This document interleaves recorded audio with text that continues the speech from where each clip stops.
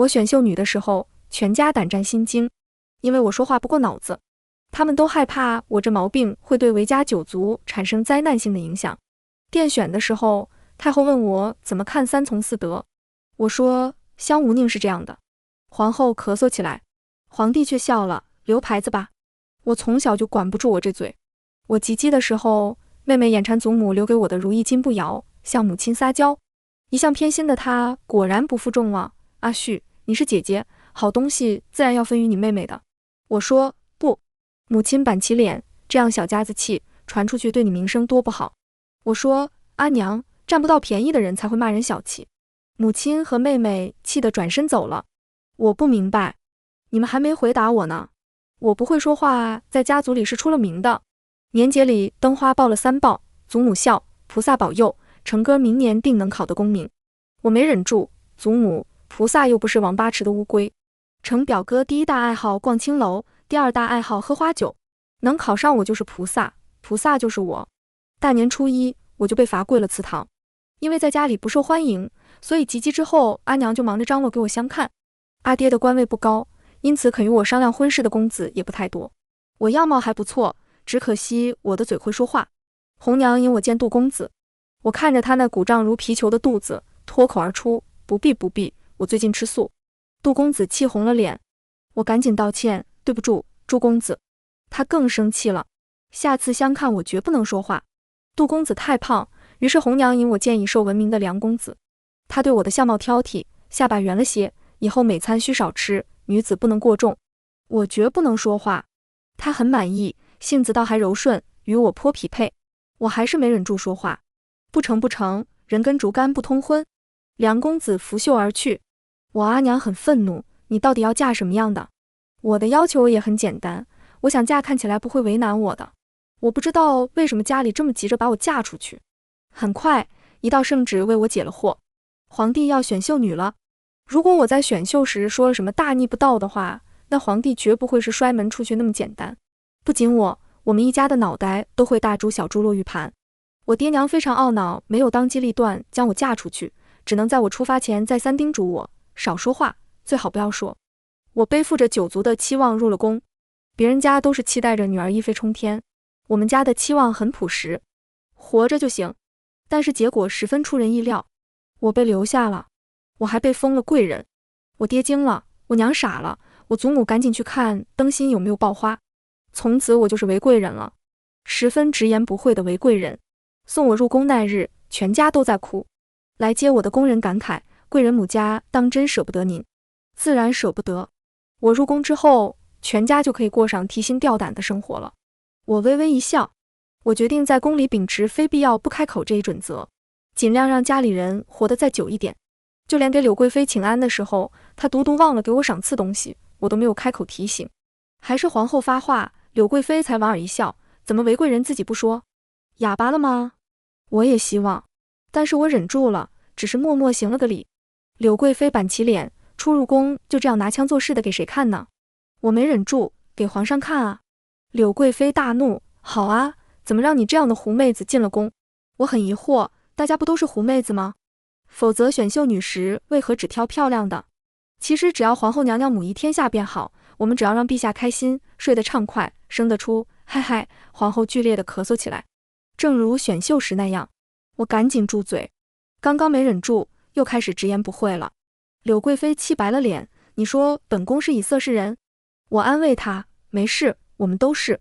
柳贵妃委屈的眼圈都红了，本宫和陛下年少情深。皇后赶紧拍了拍她的手，韦贵人还小，才入宫又不懂规矩，妹妹不要跟她计较。她转过头，面色严厉，顶撞贵妃，3个月不许侍寝，在每日抄写女则和女训。我低头认罚，是。出了宫门，其他秀女安慰我，皇后娘娘这样严厉，苦了你了。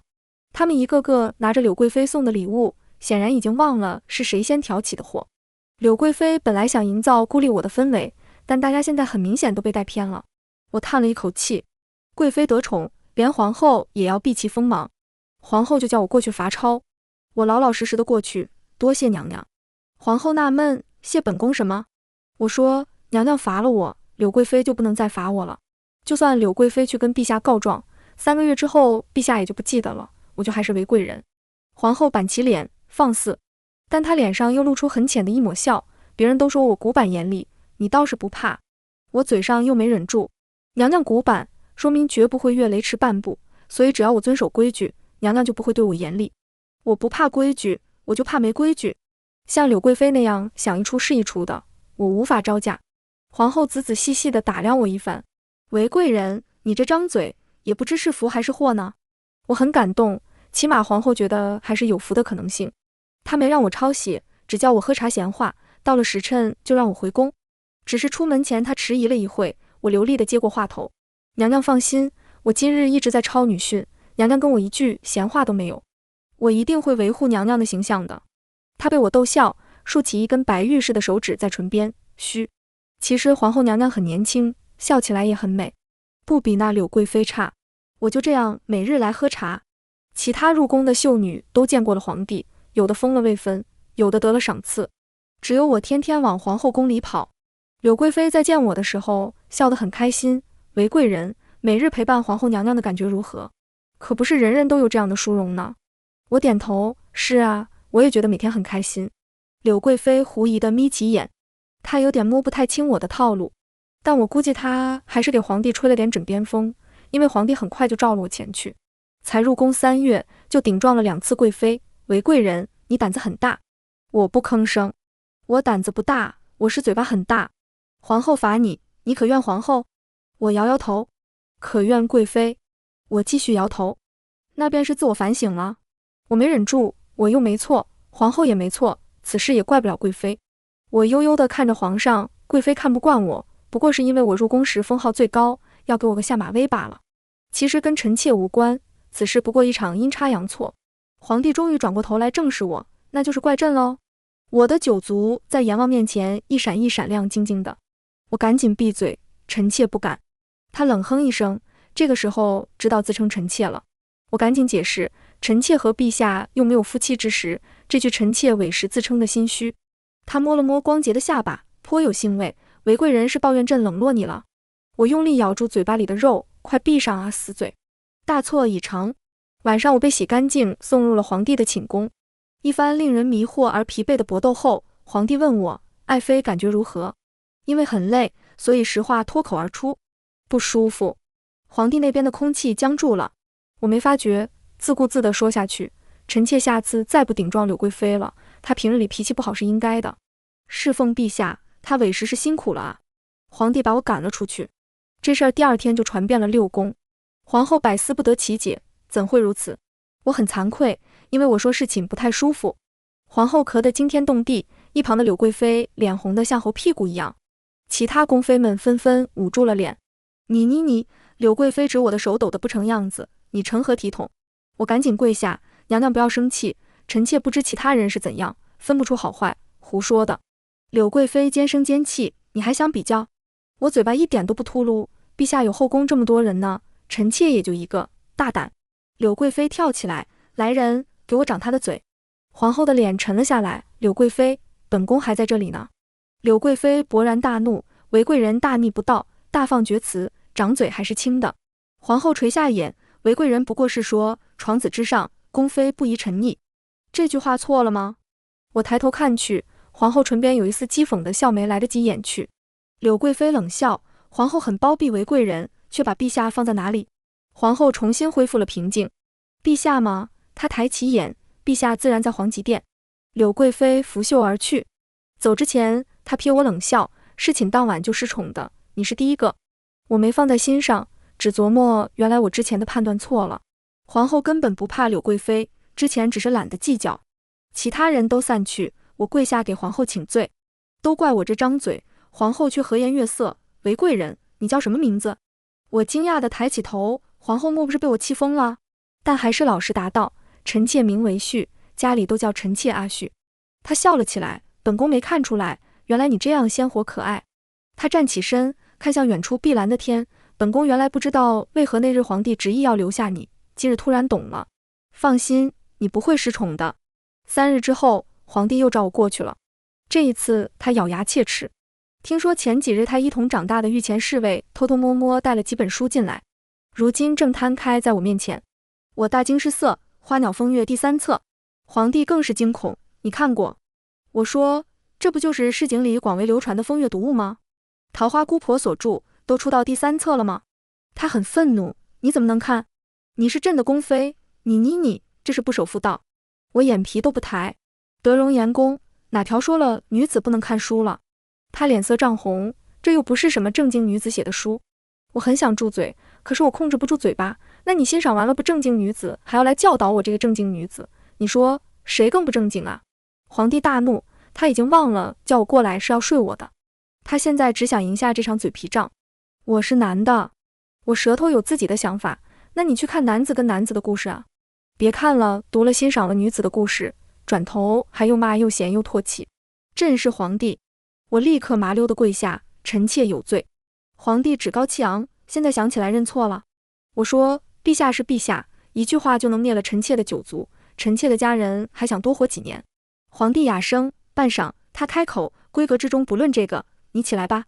我站起来跟他面面相觑，显然双方都从刚刚激烈的争论中清醒过来了。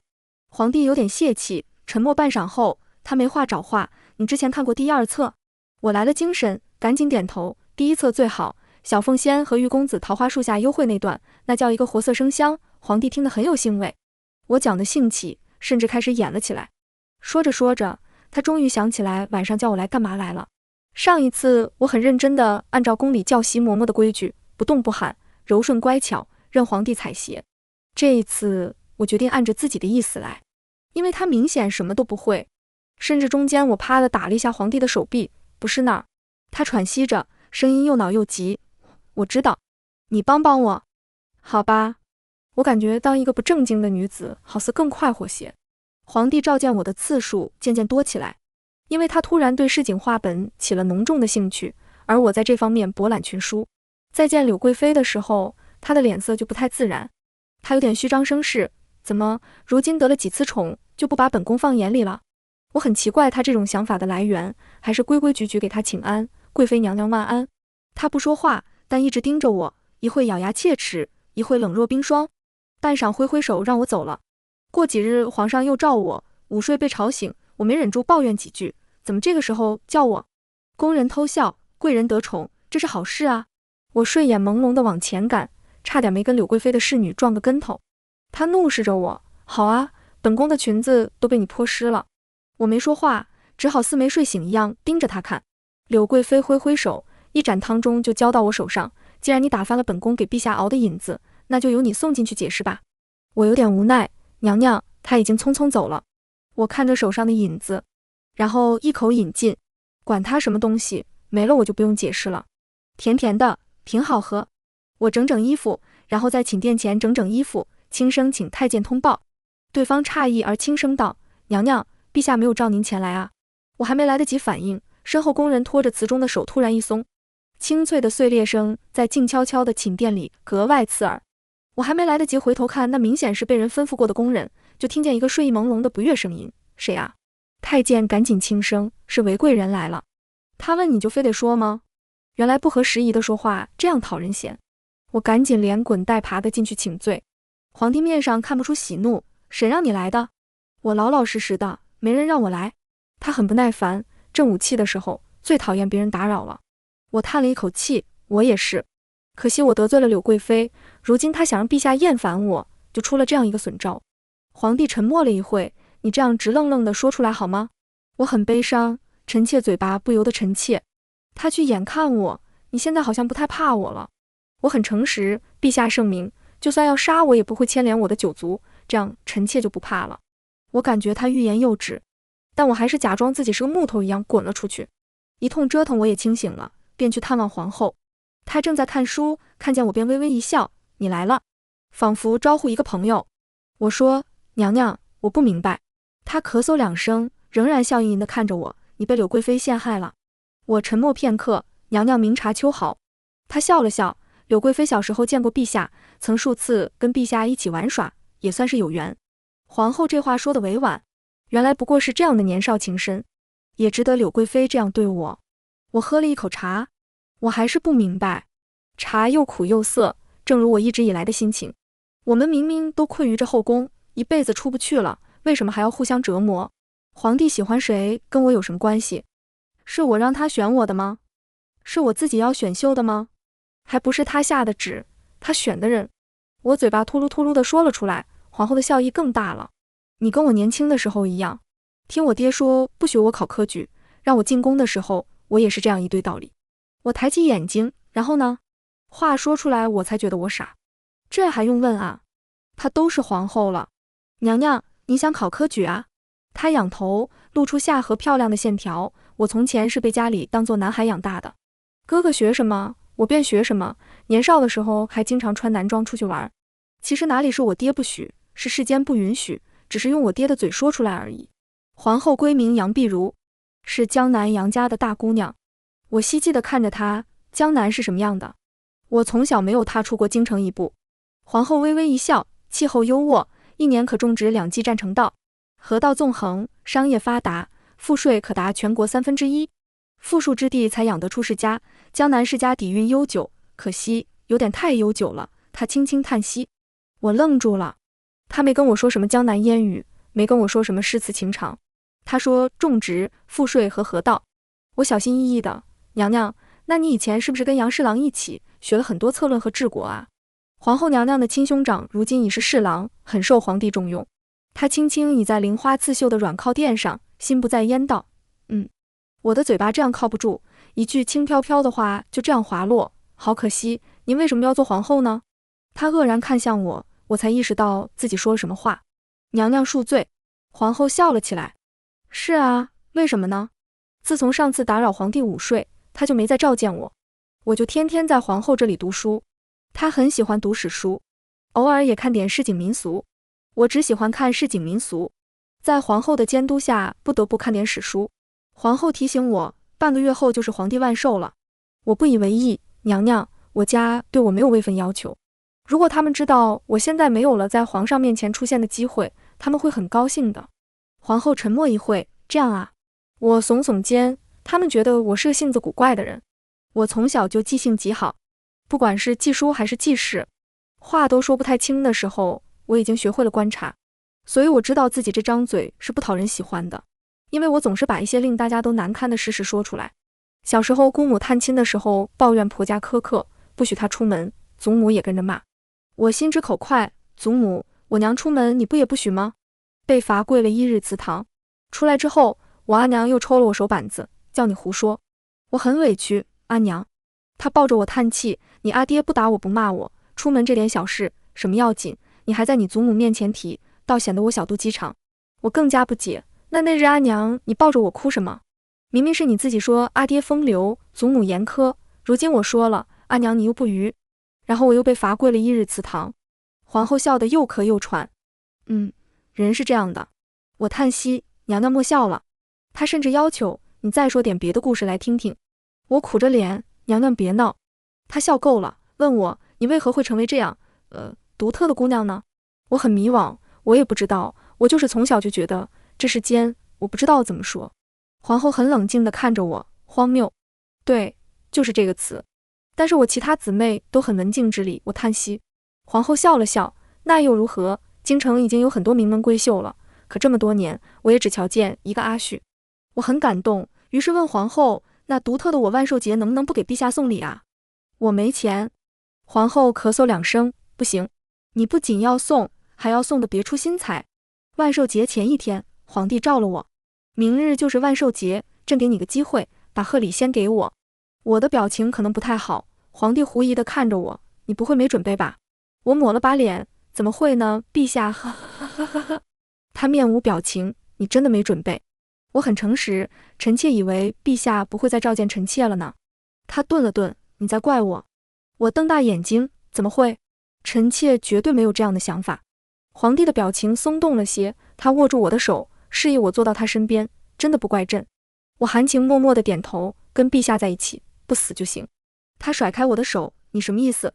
我娓娓道来，陛下是掌握我生死的人，而我给陛下递过去的把柄实在太多了。陛下，你跟豺狼虎豹关在一个笼子里的时候，你也觉得活着就行吧？皇帝挑眉，我是豺狼虎豹？我觉得自己的脑袋摇摇晃晃，于是机智地露出一个谄媚的笑，是才貌双全，龙精虎猛，狼奔使突，皇帝叹了口气，什么乱七八糟的。他将我拉过去，罢了，我也不怪你没准备贺礼，咱们算扯平了。不是，我突然开口，轻声道，其实我准备礼物了。我凑到他耳边，低声几句。皇帝的眼睛瞪大了，真的？快给我看看。我立刻拿出准备好的一沓雪浪纸。皇帝立刻细细品鉴起来。他时而皱眉，时而惊叹，时而迷惘。他抵住我觉得这个地方可以再改进一下。我咬住嘴唇，这次不是我想说话，而是想忍住嘴里的声音。阿旭，你这礼物真好。他厌足的叹息。我努力从汹涌澎湃的晕眩中清醒过来，陛下过奖了，叫我李寻。我顿了顿，阿寻。他的眼睛笑起来的时候含情脉脉，我突然想到了柳贵妃，她以前也是这样看着他，然后就沉迷了吗？我也不是不能理解他，我不理解他，就因为李寻生了我的位分，有必要陷害我吗？太后正在勃然大怒，因为我近日送给李寻的图画，神奇的跟他从前最厌恶的人喜爱的图案一样。这图是我从内务府随便找来的，表面上跟柳贵妃没关系，但是跟我有仇的只有他。我弱弱的，太后娘娘，臣妾真的。韦贵嫔心思单纯，定是被陷害的。帝后二人异口同声道。我很感动，皇帝睡了我，新鲜感还没过去之前，他维护我是正常的。但皇后只是为了我。不过他们两个人看起来都很生气。母后，这件事情必得彻查。李寻冷下脸，有人竟敢将手伸进后宫里。皇后轻声接过话头，臣妾定会查清楚，还韦贵嫔一个清白。他们二人对视一眼，你们为了我并肩战斗的样子，好好笑。皇后叫我起来，韦贵嫔就先在本宫那里禁足吧。我赶紧答应下来，这样的好事过了这村就没这店了。皇帝看了他一眼，还没说话，太后冷哼一声，皇后倒是颇回护这个丫头。她叫我抬头，细细端详，你莫非是那个说乡下人才遵守三从四德的秀女？我赶紧应声，是，那个时候臣妾年少无知。太后问，好，那我再问一句，你如今入宫了，怎么看却撵之德呢？不坐轿子的美德啊。我才张了张嘴，皇帝赶紧喝止，他声音不好听，别让他说话了。太后皱眉，让他说。我说，有好吃的东西不吃，有舒服的轿子不坐，娘娘，你觉得这人怎么样？我痛心疾首，怎么看都是个傻子。太后沉默片刻，帝后二人紧张地看着他。突然他展眉一笑，说得不错。太后悠悠道，从前贤贵妃就是这么个傻子，总是要这样装模作样，皇帝封了她贤还不够，还要教训我。皇后赶紧陪笑，如今娘娘也知道了，韦贵嫔是个心直口快的性子，不会做这样的事。太后嗯了一声，不是她做的也要查。皇帝微微一笑，自然是的。皇后挑了挑眉，我看见她眼光沉沉。没人招呼柳贵妃，就算她现在脸色一片清白，大约她也想不到这件事竟然是这样的结局。柳贵妃没什么实质性的处罚，只是她的春熙宫突然间便寂寥了下去。李寻是个心善的人，她仍然是贵妃，所以她召我去的时候，我还是去了。我这个人嘴巴不怎么规矩，行为上就很守规矩。来人的态度比平日恭敬了许多，对我口称娘娘。柳贵妃还是打扮得很漂亮，只是表情有些惆怅。年少深情，也不过柳贵妃难得在我面前露出几许悲伤和疑惑。我叹了一口气，娘娘，年少没有情深，年少只有冲动。我试图安慰她，你还有大好日光在后头呢，每天都在往前过，何必执着年少呢？柳贵妃摇摇头，你不知道，其实她不是厌弃了我，是厌弃我的家族了。她倚着门框，不像贵妃，倒像闺中的小姑娘。其实柳贵妃也是个合格的大家族大小姐，天天说青梅竹马，其实私底下一口一个柳家前途。陛下年轻，锐意进取，柳家太老了，太大了，站在他要走的路中间。我低头，他娶你的时候不就是图柳家根基深厚吗？柳贵妃笑了笑，我相信不是，但是他的眼睛里落下眼泪，我只求他看在这么多年的份上，饶了我父母一命。我打了个冷战，柳贵妃才不仅仅是轻浮的宠妃，她是个聪明人，可她竟然只求父母性命，这样卑微的要求，那其他人的下场更无法可想。她预感到了皇帝要对他家下手。我问，你不恨李寻吗？他摇摇头，我的命罢了。我看着他，其实你也恨，但是恨的话你就活不下去了，所以你不能恨。柳贵妃笑了笑，韦贵嫔，你为何总是这样爱说话？迟早你要死在这张嘴上。我说，我敢说，贵妃娘娘，那你敢不敢恨？我规规矩矩地向她行礼，如同我初见她时那样。从前我看画本子，公子与小姐婚后便是花好月圆夜，可是月亮不会总是圆。柳贵妃曾经也有个好结局，但她不是执笔人。我们都不是执笔人，李寻是吗？好像也不是。我问皇后，皇帝真的会对柳家下手吗？她放下书，微笑地看我，若柳家肯与陛下站在一条心上，想必是不会的。我忧愁地看着她，娘娘，那杨家呢？皇后没说话。半晌，杨家大姑娘杨碧如才轻声道：“我不知道。”她目光沉沉，陛下的新政动摇了贵族世家的根本，爵位递降世袭，不出几十年，贵族世家也要不在了。既然连娘娘都不会赞同，那又有谁会赞同呢？她笑了笑，站在世家对面的人会赞同，想讨好皇帝的人会赞同，现在只看谁愿意做陛下手上的那把刀呢？我突然觉得很悲哀。皇后娘娘在说这些事情的时候，眼光闪闪发光。我甚至觉得，如果可能，她十分愿意去做那把刀。杨碧如她不想当皇后，她想青史留名，她想干出一番事业，她亦正亦邪，她争强好胜，她有着普通男子一样的理想，但她又比他们强太多。她宁愿短暂但是绚烂的活过。但杨碧如还是成了皇后。皇后笑着看我，咳嗽几声，不说那些了。我不知道我为什么为她感到难过。我既没有要名垂青史的愿望，亦不是世家贵族的小姐。我一个小小的官家女，如今成为四品贵嫔，已经是许多人求之不得的了。我仍然觉得惆怅。这种惆怅的心情，在听说户部尚书严金的夫人疾病去世的时候达到了顶峰。她是三品诰命，所以丧事要上报皇后。我看见皇后的脸上难得出现了怒意。她默默坐在椅子上，我小心翼翼，娘娘。她缓缓转头看我，姚军入宫几次，我都见她脸上有伤痕。这次大约也不是疾病，是被严尚书打死的吧。我失声叫了出来，娘娘。她撑着额头，呼吸声十分沉重。我按住心口，我没有被打，没有被骂，就算以后皇帝冷落我，我也仍旧会衣食无忧的在宫里过完这一生。那么心里这股怒火和恨意又是从哪里来的呢？这种恨意犹如最细微的鹅毛绒钻入我的骨髓，刺挠得我坐立不安。那股难受的劲儿从心口涌向四肢百骸。我说，娘娘，我好像生病了。皇后摸了摸我的脸，阿旭，别哭了。皇后以内廷的名义下了一份诏书，书质真亮，才容双绝，然所是非偶，遭人曲意，视若赃货，虐童见利。皇帝很委婉地问皇后，这样是不是有些过了？杨碧如微笑，陛下，臣妾这是问过姚君，他授意臣妾这样写的。李寻小心翼翼的，皇后，严夫人她不是去世了吗？皇后仍旧微笑，是啊，她都去世了。皇帝便不再过问。李寻见我样样不乐，以为我还是因为柳贵妃的事难过。她虽然还是贵妃，但不过一个虚衔。我赶紧开口，不是的，臣妾已经不再计较这事了。她亲昵地搂住我，你倒是大度，那为何还愁眉不展？我含糊道，这几日替皇后娘娘处理杂事，知道姚君夫人的事情，所以。李寻叹息，是，我也觉得气愤，可若朕连这样的事都管，难免会被人说手伸得太长。我也叹了一口气。李寻点点我的鼻子，罢了，别再想了。我有些口不择言，若是我们的女儿遇到这样的事，你也会觉得。李寻惊喜地打断我道，你有孕了？我看着他充满喜色的脸，犹如一只泄了气的皮球，没有。李寻对这件事情并不关心，他仍旧笑眯眯，你已经想到咱们有女儿了吗？我愣了愣，很诚实，没有。陛下，我不想要孩子。他失笑，你这样口无遮拦，幸好遇到的是我。若你嫁的寻常男子，光这句话就能治你的罪。也罢，咱俩还年轻，不急于一时。真是鸡同鸭讲。我是真的不愿意有后。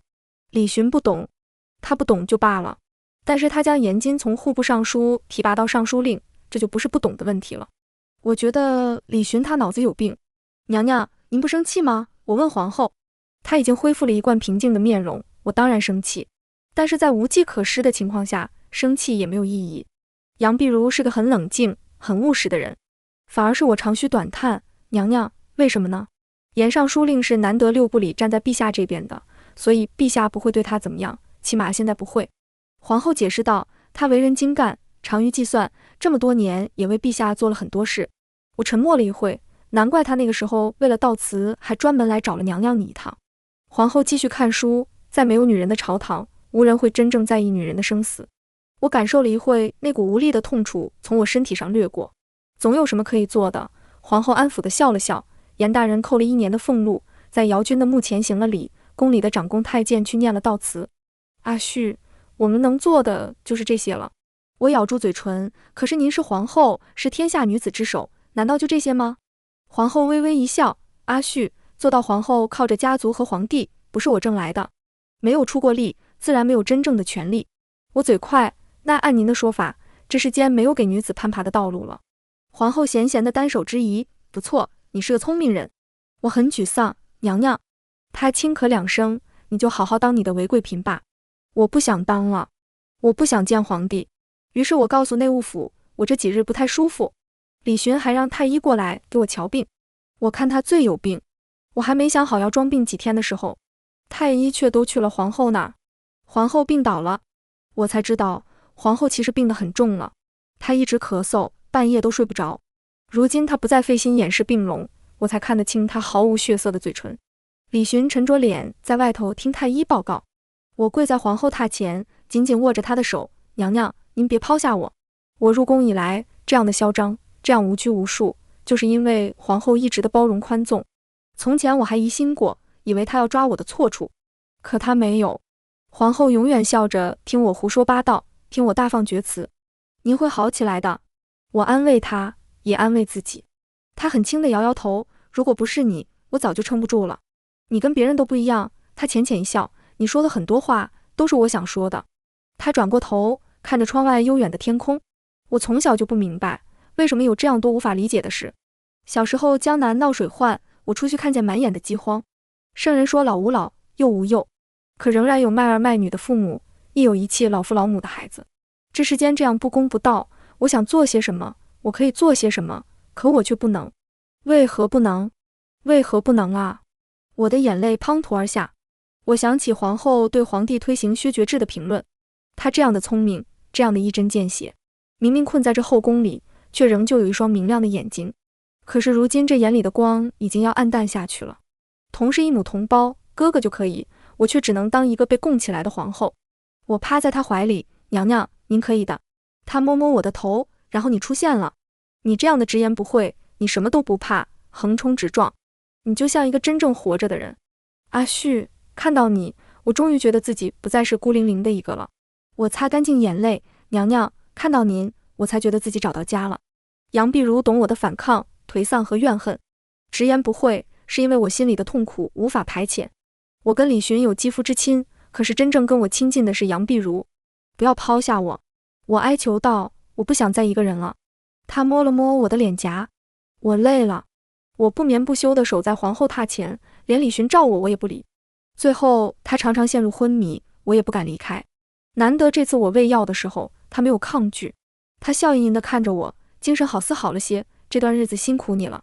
我撒娇一样把脸歪到他手上，他看着我，阿旭，我是个懦弱的，你可别学我。我偏过头去，他温柔地擦去我的眼泪，我心头郁结难解，这才给自己憋出病来。你想开些，陛下喜欢你，你会过得很好的。我笑笑，他很愉悦，这才是我的好阿旭。3个时辰后，杨碧如就走了。李寻匆匆赶来，看见我的一瞬间，眼里闪过心疼。为皇后是急，也不必做到这样的地步，受了这么多。我抬眼，娘娘她怜我甚多。李寻亲手将我扶起，你跟她姐妹情深，我明白。你明白个屁。丧仪之后，他把我升到了妃位，其中一个理由就是我恭敬皇后，重情重义。有些宫妃不服气，我上升的速度有点太快了。韦妃娘娘的运道确实不一般，一入宫就跟先皇后结下深情厚谊。该说她会巴结，还是说她放得下身段，将死之人也不怕晦气，还整宿的守着。我和颜悦色地从他们身后走出来，这有什么晦气的？你们这样羡慕，以后我死的时候也让你们去侍奉。太后提醒我，现在皇帝看重你，你也要为妃嫔们做个榜样。我很平静，娘娘不用担心，陛下他只是一时兴起，等他厌倦了我的直言不讳，就会把我贬回去的。太后想反驳我，但可能又觉得我说的是实话，只得含糊过去。这丫头的嘴啊！也有宫妃想要讨我的好，求我在皇帝面前举荐的，臣妾一定会成为娘娘的左膀右臂。我百思不得其解，难道我就没有占有欲，没有嫉妒心，没有愤怒吗？我现在不想理他，和不想他跟别人睡不矛盾。我很坦率，不行诶，我不喜欢李寻跟别人睡觉，光是想想我就会生气，所以我不能举荐你。没了杨碧如，我在宫里简直是大杀四方。没了他，没过多久，就有人把我的话传到了李寻那儿。我很安详地坐在宫里，日光正好，皇帝很难得的白天来了我宫里，我俩更多时间是晚上见面。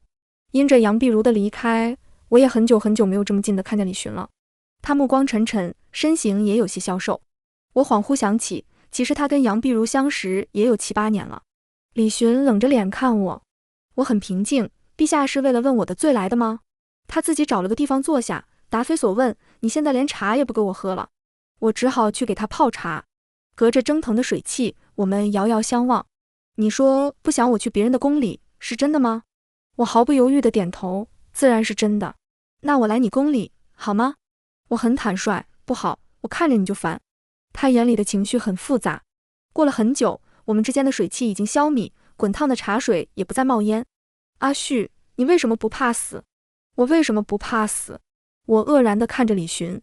李寻的眸光十分锐利。你在我面前从来直言不讳，不是因为你真的不聪明，嘴巴比脑子快，而是你根本不怕死。你一直挑战我的底线，你想死，你希望我让你死。我静静地看着他。哎，他是个聪明人，真讨厌。你就这么讨厌我吗？我看着他，摇摇头，我不讨厌你。相反，我很喜欢你。我对你有独占欲，我喜欢跟你待在一起，我喜欢跟你有肌肤之亲。只是我无法开心了。我落下泪来，没有皇后娘娘，我没办法开心。李寻把我搂在怀里，你入宫以来就跟皇后亲密，她居然离世，你一时受不住也是有的。我不知道。我说，我觉得我不仅仅因为这个事情伤心。他捧起我的脸，怎么样能开心些？我再给你生一生位分，你父兄可有出息的。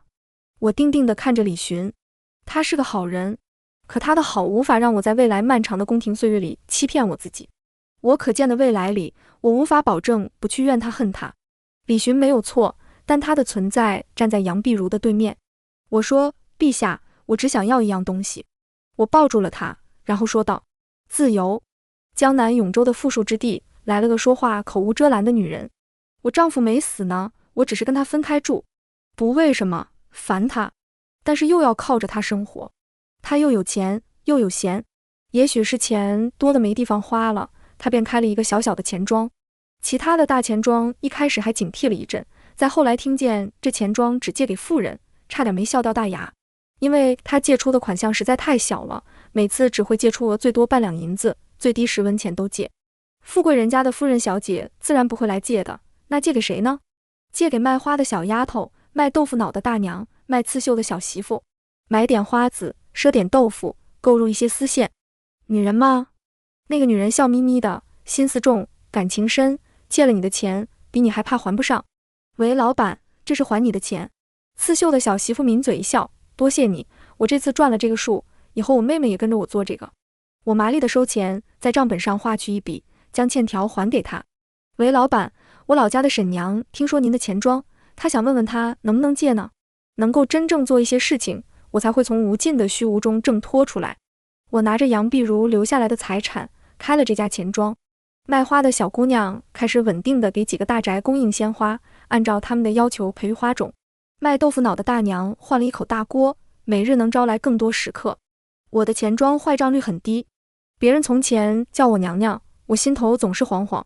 如今他们叫我为老板，我应得很爽脆，这是我应得的。他是做什么的呢？绣娘左右看了看，凑过来教我写字的。我被他逗笑，我以为你不识字。他哎呀一声，不是男人的那种字，女人的字，我认得。我抬起头，他教了我一种字，你瞧，看上去是指甲掐在皮肤上的一道一道，但是我教你认，它贴在我耳边。江勇，女书。